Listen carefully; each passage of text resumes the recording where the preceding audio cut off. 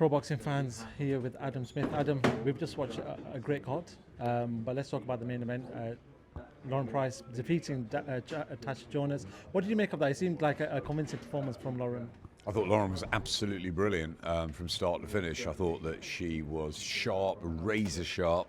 I thought she was spiteful. She took the fight to Tash. Her counter shots were great. Her angles, her movement. Tasha tried really hard and had moments of success at times, but for me, Lauren won the fight convincingly. I thought it was a spectacular performance under that sort of pressure. She's every bit as good as I thought she was when Ben and I sort of hunted her down for her professional debut to get her signed on Sky and Boxer. She's a special talent. She's an incredible sportswoman for Wales, and she's a phenomenal boxer. Southpaw, quick, sharp, fluid.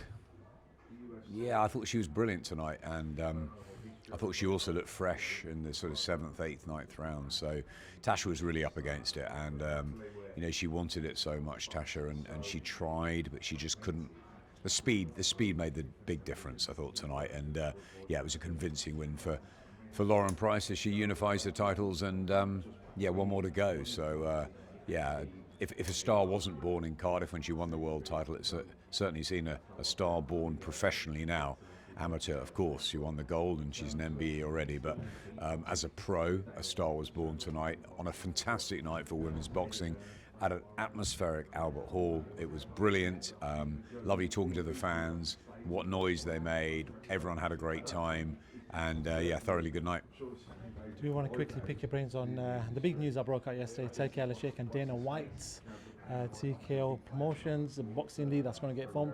What do you make of this news? I've just spoke to Johnny. He said, look, exciting times of boxing, but what do you make of this news from Turki Alalshikh? Yeah, I echo Johnny's thoughts there. Very exciting times in boxing. I'd heard about this for a while, that Turkey wanted to do a sort of UFC type model around boxing, and obviously the first year and a half that he's flipped boxing on its head and got the best fight in the best has been a brilliant start, but it looks like he wants to get under the roots and really shake it up, giving Dana White the job, the responsibility to do that. But obviously, boxing's a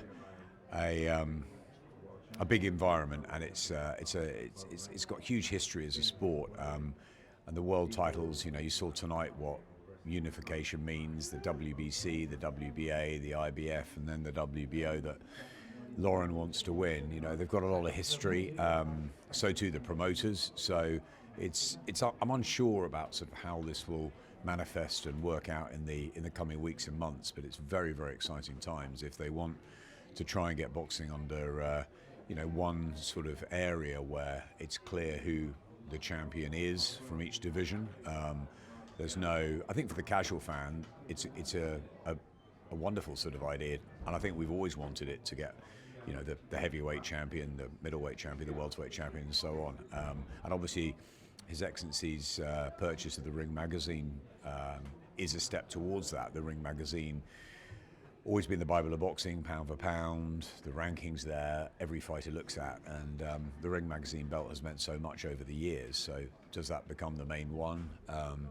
Is it a sort of all under one package? What happens to UK boxing, American boxing, German boxing? What happens to the grassroots, the amateur clubs? There's a lot to sort of go through. Boxing's complicated, but if they do want to completely reset it for the good of fighters and the good of the fans, then it's really exciting news.